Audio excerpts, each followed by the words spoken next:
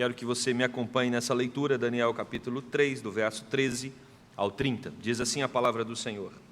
Então Nabucodonosor, irado e furioso, mandou chamar Sadraque, Mesaque e Abidnego, e trouxeram a estes homens perante o rei.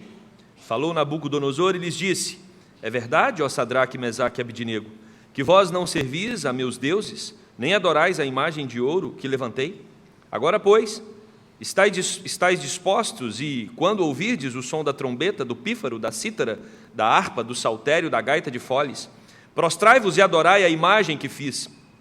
Porém, se não adorardes, sereis, no mesmo instante, lançados na fornalha de fogo ardente. E quem é o Deus que vos poderá livrar das minhas mãos? Responderam Sadraque, Mesaque e Abidnego ao rei: ó Nabucodonosor, quanto a isto não necessitamos de te responder. Se o nosso Deus, a quem servimos, quer livrar-nos, ele nos livrará da fornalha de fogo ardente e das tuas mãos, ó rei. Se não, fica sabendo, ó rei, que não serviremos a teus deuses, nem adoraremos a imagem de ouro que levantaste. Então Nabucodonosor se encheu de fúria e, transtornado o aspecto do seu rosto contra Sadraque, Mesaque e Abidnego, ordenou que se acendesse a fornalha 7 vezes mais do que se costumava. Ordenou aos homens mais poderosos que estavam no seu exército que atassem a Sadraque, Mesaque e Abidnego e os lançassem na fornalha do fogo ardente. Então, estes homens foram atados com os seus mantos, suas túnicas e chapéus e suas outras roupas, e foram lançados na fornalha sobremaneira acesa, porque a palavra do rei era urgente e a fornalha estava sobremaneira acesa. As chamas do fogo mataram os homens que lançaram de cima para dentro a Sadraque, Mesaque e Abidnego.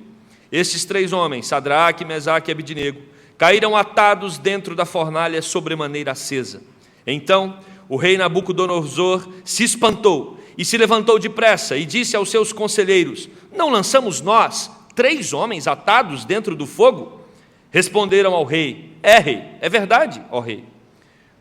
Tornou ele e disse: eu, porém, vejo 4 homens soltos que andam passeando dentro do fogo, sem nenhum dano, e o aspecto do quarto é semelhante a um filho dos deuses. Então se chegou Nabucodonosor à porta da fornalha sobremaneira acesa, falou e disse: Sadraque, Mesaque e Abidnego, servos do Deus Altíssimo, saí e vinde. Então Sadraque, Mesaque e Abidnego saíram do meio do fogo. Ajuntaram-se os sátrapas, os prefeitos, os governadores e conselheiros do rei, e viram que o fogo não teve poder algum sobre o corpo destes homens. Nem foram chamuscados os cabelos da sua cabeça, nem os seus mantos se mudaram, nem cheiro de fogo passara por eles.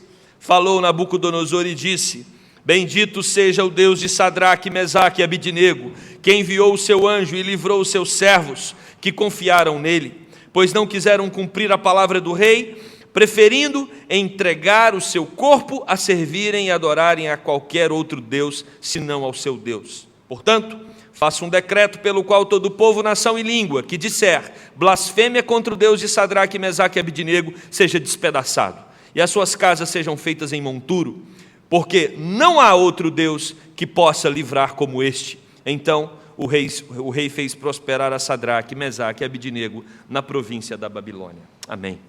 Vamos orar. Querido Deus, fale ao nosso coração nessa manhã. Ilumina-nos para que a Tua palavra seja exposta com o máximo de precisão possível. Que possamos sair daqui alimentados, renovados e seguros da Tua santa proteção. Em nome de Jesus. Amém. Estamos vivendo um momento de crise brasileira. Eu vou arrumar essa estola aqui, viu, reverendo? Ela estava assim, eu vou pôr assim, porque a gente descobre na fila, quando a gente vai despedir dos irmãos, quem tem toque. Pastora, sua estola estava um pouquinho, então deixa eu arrumar aqui. Pronto, agora vamos todos para o sermão. Estamos diante de uma crise que afeta todos nós. Isso não é novidade para ninguém, porque não temos nem outro assunto, não é? O que se fala a todo momento, em qualquer lugar, é sobre a crise. E se você entra no seu Facebook e tem qualquer outro assunto, não interessa. O importante é a gente ver alguma coisa sobre a crise. Meus irmãos, esse momento talvez nos espanta, a alguns mais, outros menos, e o que vale destacar, dentro de tantas coisas que tem se falado, é que o que está acontecendo no Brasil traz à tona a devoção de um povo.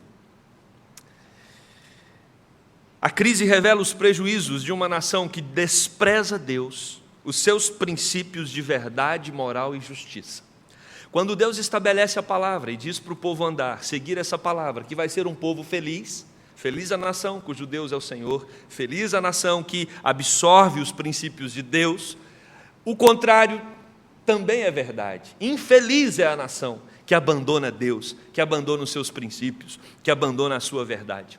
Nós estamos diante de um confronto de ídolos, porque quando Deus não se faz presente, governando, com homens que temem a Ele, naturalmente vai entrar nesses poderes, vai entrar nesses lugares de governo, homens que desprezam a Deus e colocam outras coisas no lugar de Deus. Porque, meus queridos, o coração humano, ele vai servir a um Deus. Ou ele serve ao Deus verdadeiro, ou ele cria deuses para que ele possa se prostrar diante deles. Pode ser o poder, e como nós temos visto pessoas brigando a todo custo pelo poder. Pode ser o dinheiro, pode nem ser o poder nem o dinheiro, pode ser uma simples ideologia.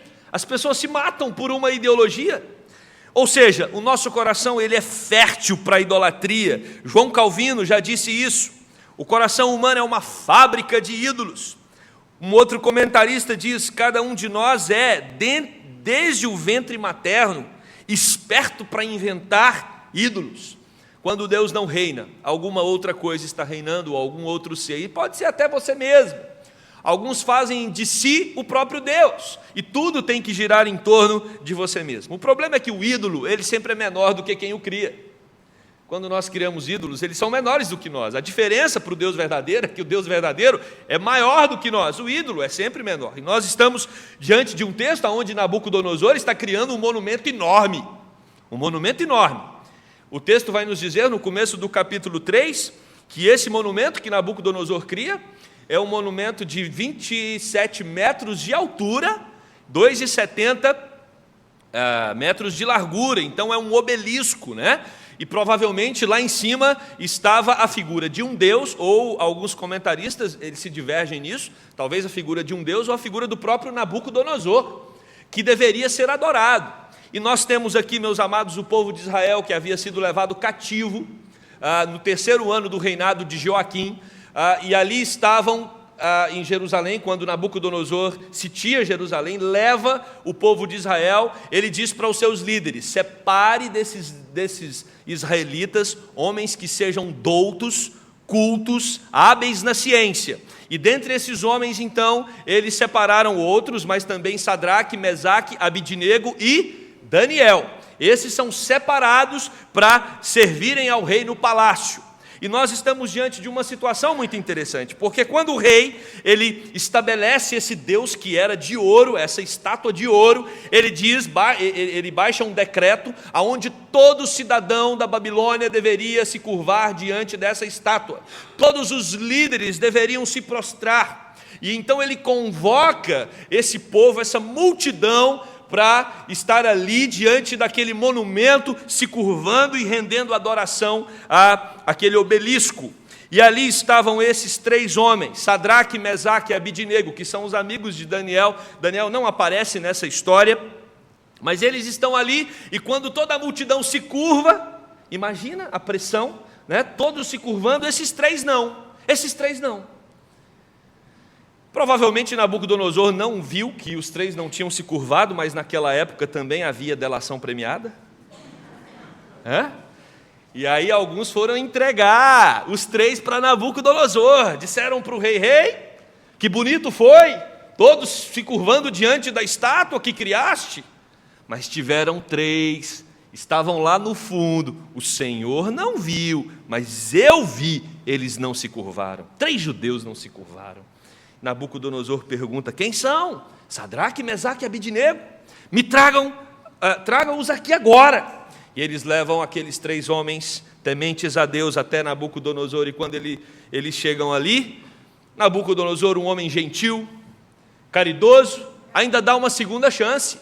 e diz para eles: olha, vocês não se curvaram da primeira vez, talvez não ouviram a convocação, mas então vocês vão ter uma segunda chance agora, podem se curvar diante da estátua que eu acabei de criar. E aqueles homens então, eles não se curvam, e é isso que o texto vai nos ensinar, e é sobre isso que eu quero falar com vocês nessa manhã. Eles estão diante de uma pressão política, existe um rei dando uma ordem. Eles estão diante de uma pressão social, todo mundo se curvou. Eles estão diante de uma pressão religiosa, tem um Deus que é para ser cultuado, e também jurídica, porque se não curvar vai morrer, pena de morte. A pressão é total, e diante da pressão, diante de um momento tão angustiante, tão turbulento, o que nós faríamos? Eu sei o que esses 3 homens fizeram, e eu quero propor para pensarmos no seguinte tema: a exposição da fé numa sociedade idólatra. A exposição da fé numa sociedade idólatra. Como exercitar a confiança em Deus quando a sociedade o despreza? Em primeiro lugar, para nós exercitarmos a nossa confiança em Deus, nesta sociedade que vivemos, que despreza o Senhor, nós precisamos saber quem Deus é. E esse texto nos revela, através destes homens, Sadraque, Mesaque e Abidnego, que eles tinham a fé fincada em Deus. E essa fé era nutrida tanto por um conceito doutrinário, como também por um relacionamento íntimo com Deus. Meus irmãos, esses são os elementos que nos fazem conhecer o Deus a quem servimos. Quando nós vamos para as páginas das Sagradas Escrituras e começamos a ler as centenas de histórias que envolvem Deus e o seu povo, nós percebemos que o nosso Deus é Deus que se relaciona de maneira íntima. Ele não é um Deus distante, Ele não é um Deus que está longe, muito pelo contrário, Ele é um Deus que se envolve com o sofrimento do seu povo, Ele é um Deus que está presente conosco o tempo todo. Ele é Deus verdadeiro, Ele é Deus real, e Ele é Deus soberano, que rege sobre tudo e sobre todos, e precisamos descansar o nosso coração nisso, porque Moisés descansou. Moisés liberta o povo, sob a liderança de Deus, do Egito, e num determinado momento, quando ele olha para trás, vem um exército e diante dele tem um mar, um momento de pressão. Ele não sabe o que fazer ali na hora, como homem, mas ele sabe a quem recorrer, e ele recorre a Deus, e Deus abre o mar, e o povo de Israel passa. Mas quando vem o outro exército, o mar fecha, e todo o exército egípcio morre afogado, porque Deus é Deus que protege o seu povo. Deus é Deus que guarda o seu povo, e Sadraque, Mesaque e Abidnego sabiam disso, por isso eles estão diante de uma pressão terrível, mas eles sabem a quem eles servem. Esses jovens não titubeiam diante da provação. Quando o rei questiona para eles no versículo 5, quem é o Deus que vai livrar vocês das minhas mãos? E é muito interessante a resposta deles. Sabe qual é a resposta deles? É não dar respostas. Eles dizem para o rei: quanto a isso, rei, quem é o nosso Deus? Nós nem vamos te responder. Tamanha a convicção que eles tinham de quem era o Deus da vida deles. Não existe qualquer possibilidade de idolatria para esses 3 homens. Eles são homens tementes a Deus. E o meu temor, o nosso temor a Deus, ele cresce à medida que nós conhecemos a grandeza daquele que nós professamos crer.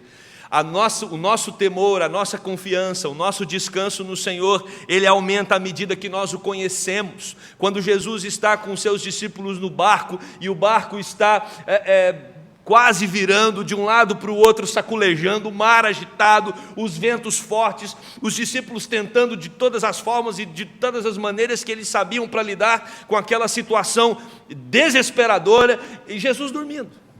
E eles então ficam mais angustiados com isso, porque nós estamos quase morrendo e Jesus dormindo, e eles vão acordar Jesus, e a resposta que Jesus dá para eles é: homens de pequena fé.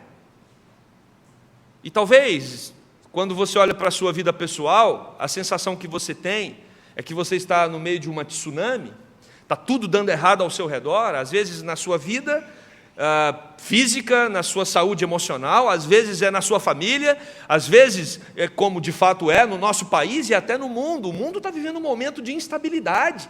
A palavra do momento que você pode ouvir da boca de muitos especialistas é imprevisibilidade. Qualquer um está falando isso hoje. Políticos, economistas, imprevisibilidade. Ninguém sabe o que vai acontecer amanhã. Como se antes a gente soubesse. A gente nunca sabe o que vai acontecer amanhã. O amanhã não nos pertence. O crente não precisa ficar com medo da imprevisibilidade. Ele precisa temer a Deus e confiar no Senhor. Porque quando Jesus está no barco, o barco não vira. Quando Jesus está no barco, Ele tem poder para falar para o mar: aquieta-te, mar. Ele tem poder para falar para os ventos: parem. E os discípulos então se impressionam dizendo: quem é esse que até o vento e o mar lhes obedecem? Esse é o Jesus que eu e você cremos. Esse é o Jesus que Sadraque, Mesaque e Abidnego criam. Por isso eles falam para o rei Nabucodonosor: Nabucodonosor, nós, versículo 17, olha que profissão de fé. Se o nosso Deus, a quem servimos, quer livrar-nos, Ele nos livrará da fornalha de fogo ardente e das tuas mãos, ó rei. Esses homens sabem quem é o Deus que eles creem e eles depositam completamente a confiança nesse Deus e dizem para Nabucodonosor: Nabucodonosor, aquele que nós acreditamos é mais poderoso que essa fornalha, é mais poderoso do que você, e nós descansamos o nosso coração nele, porque se Ele quiser nos livrar, Ele nos livra. Se Deus quiser reverter o quadro do nosso país, Deus reverte. Se Deus quiser trazer prosperidade para essa nação, Deus trará. E eu e você temos que orar por isso. Agora, se Deus quiser também, Ele não traz. E é isso que esses homens nos ensinam. Porque o versículo 18, a primeira expressão, as duas palavrinhas do versículo 18, quando começa, são maravilhosas. Porque eles dizem: se Deus quiser nos livrar, Ele nos livra. Olha o versículo 18, como começa. Se não, quantos entraram aqui hoje com um sinão? Pastor, eu estou orando, e as coisas não mudam. Se não mudou, se você não está vendo as coisas serem transformadas, aprenda com esses três homens. Olha o que eles dizem: se não, ó rei, fique sabendo que não serviremos os seus deuses, nem adoraremos a imagem de ouro que tu levantaste.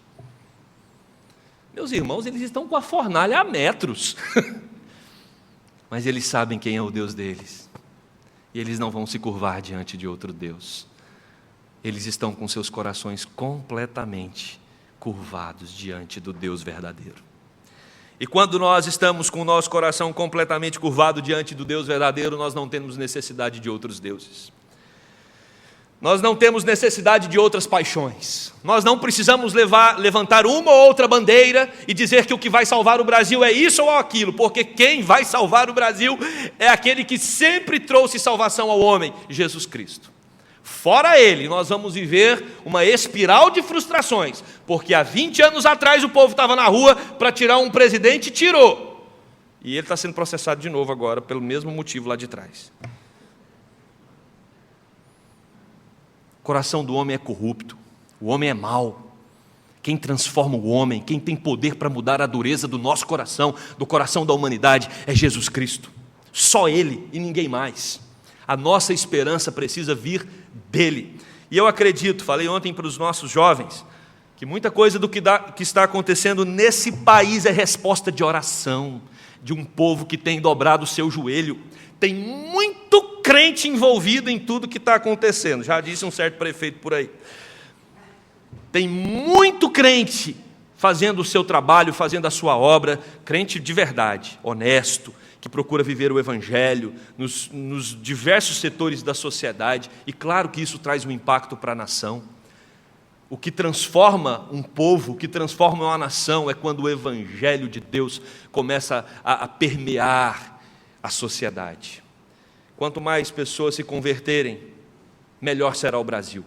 Quanto mais igrejas forem plantadas, mais o Evangelho vai impactar a nossa sociedade. Por isso, temos que permanecer firmes no caminho para o qual fomos chamados. Segundo lugar, como exercitar a fé em Deus quando a sociedade o despreza? Primeiro, precisamos saber quem Ele é. Segundo, não devemos nos assombrar com o ódio latente dos idólatras. O idólatra, quando ele vê o seu ídolo sendo ameaçado, ele fica maluco. Dá para entender o que eu falei, dá para ler as entrelinhas. Ele fica maluco. Ele levanta bandeiras e ele começa a se desesperar. Por quê? Porque o seu ídolo está sendo ameaçado. E esse sujeito, esse rei, Nabucodonosor, quando ele faz aquele obelisco, quando ele levanta aquele ídolo, aonde ele deposita toda a sua vida, todo o seu governo, toda a sua energia na construção daquele monumento, e ele vê 3 homens desafiando o seu monumento, todo o investimento da vida do rei estava ali para ser adorado, e esses 3 prepotentes homens não querem se curvar diante dele. Isso provoca ódio, fúria, diz o texto. Nabucodonosor fica transtornado, e o transtorno dele se materializa, porque ele está tão nervoso que ele manda aquecer a fornalha 7 vezes. É claro que não tinha naquela época um aparelhinho digital que calculava se a fogueira estava 7 vezes mais. A ideia de 7 aqui, como já aprendemos estudando Apocalipse, é o número da plenitude, perfeito. Então ele pôs a fogueira ou a fornalha o máximo possível no aquecimento, para que aqueles homens pudessem ser fulminados o quanto antes. Mas ele ficou tão furioso que ele mandou amarrar os 3. Amarra bem, pega uma corda forte, porque eu não quero nem que eles tentem correr a hora que cair na fornalha. E pegou os homens também mais poderosos que ele tinha para segurar os 3 e jogar lá dentro. O texto vai dizer que o fogo estava tão quente que os homens que foram jogar os 3 se queimaram e morreram. E meus irmãos, quando nós nos dispomos a viver curvados diante do Deus verdadeiro, pessoas ao nosso redor vão nos odiar, porque Jesus Cristo disse: por que vocês estão surpresos quanto ao ódio do mundo para com vocês? Eles me odiaram, não vão odiar vocês? Quando nós nos dispomos a falar a verdade num mundo de mentiras, quando nós nos dispomos a viver uma vida íntegra num mundo de tantos enganos, pode esperar que isso vai ter uma pressão política, uma pressão social, uma pressão religiosa. As pessoas vão começar a questionar você, vão começar a colocar você em setores lá do seu trabalho de menos prestígio, porque você professa Jesus e você vive uma fé íntegra. Esses homens estão sofrendo as consequências da ira de um imperador que não se curva diante do Deus verdadeiro. E nós também sofreremos as consequências por sermos um povo que ama Jesus e que segue os seus princípios, que segue a sua palavra. O destempero do rei é tão grande que isso fica evidente em todos aqueles que estão ao redor dele. Tem muita gente destemperada. Tem muita gente que se sente ameaçada quando os seus valores são questionados. Eles sofrem a consequência de não seguir o percurso natural desse mundo. Paulo vai dizer aos Romanos capítulo 8, versículo 36, como está escrito: por amor de Cristo, por amor de ti, somos entregues à morte o dia todo.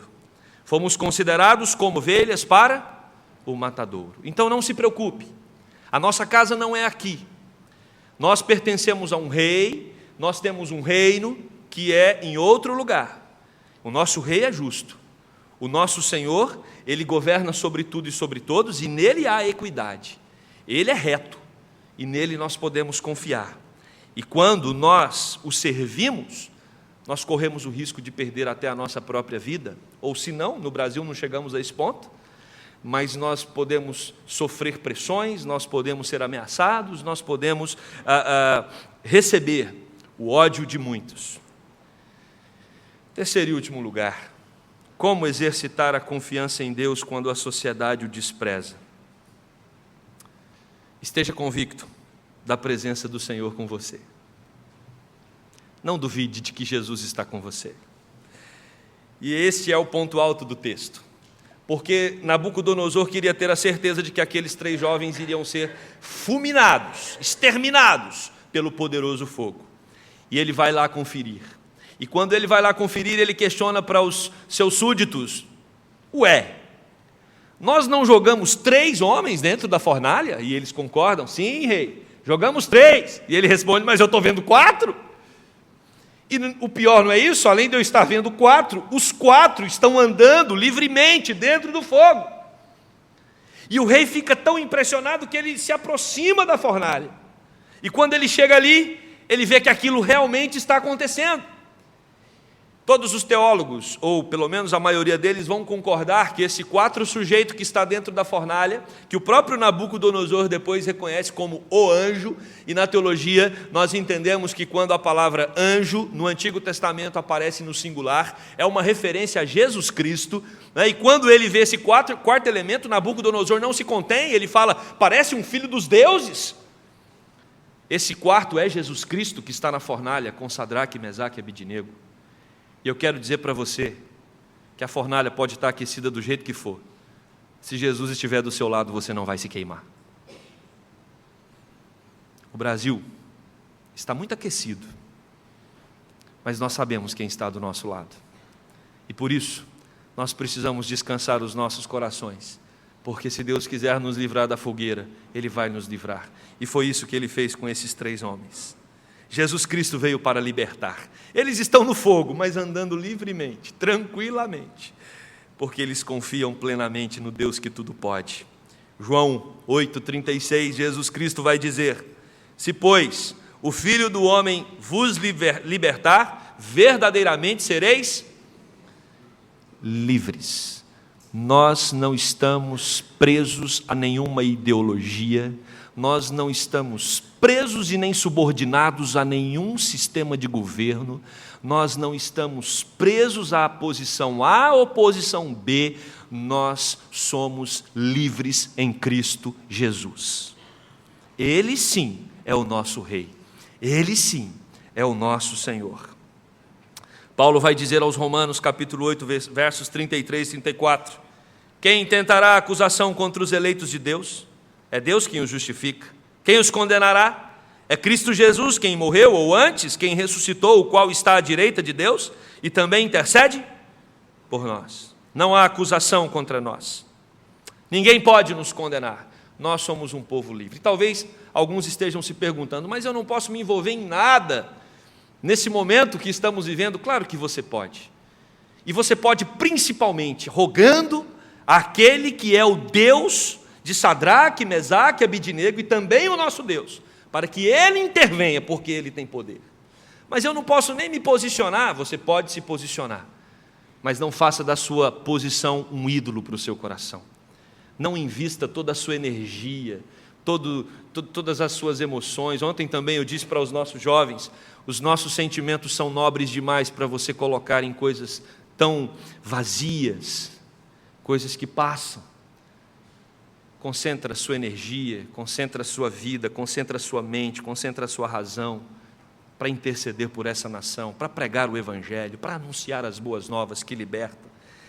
Esse é o nosso papel como igreja do Senhor Jesus. E quero dizer mais, irmãos, eu tenho no meu coração que tem muito crente trabalhando sério, tem muito crente alimentando pobre, tem muito crente cuidando de orfanato, tem muita igreja investindo pesado na transformação social desse país. E quando Jesus fala de pobre na Bíblia, Ele fala que a igreja tem que cuidar. Não é papel do governo apenas, é papel nosso. Nós temos que cuidar, nós temos que zelar dos idosos que às vezes não têm um lugar para serem amparados. Nós temos que zelar das crianças que estão jogadas. É papel da igreja. Eu e você temos que nos envolver com isso, e graças a Deus, a nossa igreja está envolvida, e você pode olhar os inúmeros trabalhos que nós estamos conectados a eles. É isso que nós temos que fazer, não é esperar de ninguém, é obedecer o que Jesus mandou para que fizéssemos, e orarmos, mas nunca criarmos ídolos que passam e que decepcionam, porque o que aconteceu aqui nesse texto foi que Nabucodonosor teve uma grande frustração, e foi muito rápido. Tudo isso aconteceu num dia. Nabucodonosor agora está lá com seu ídolo erguido, de ouro, de 27 metros de altura, mas quando ele olha para os 3 homens da fornalha que não se queimam, ele os chama para fora, e ele reconhece que o Deus verdadeiro é o Deus de Sadraque, Mesaque e Abidnego. No final da história, o mundo vai reconhecer que o Deus verdadeiro é Jesus Cristo nosso Senhor, e todo joelho se dobrará, e toda língua confessará que Cristo é o Senhor.